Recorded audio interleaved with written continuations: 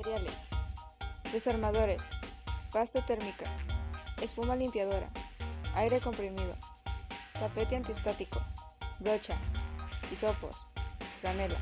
El equipo debe estar apagado. Procederemos a abrir el equipo procurando mantener un control de las piezas.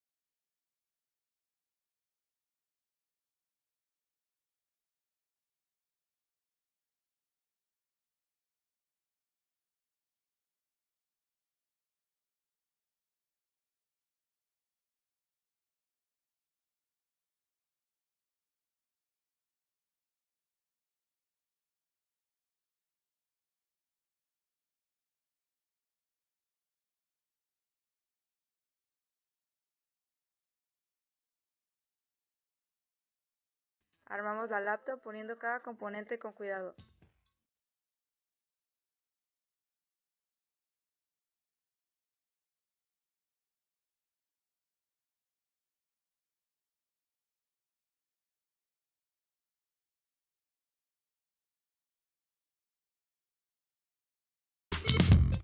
Verificamos que la laptop encienda correctamente.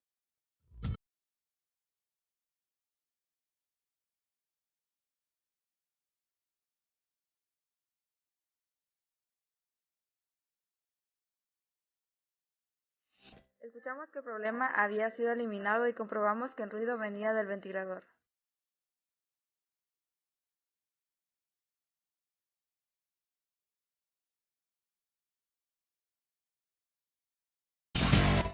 Este paso es opcional. Aplicamos la desfragmentación en el disco duro para un mejor rendimiento.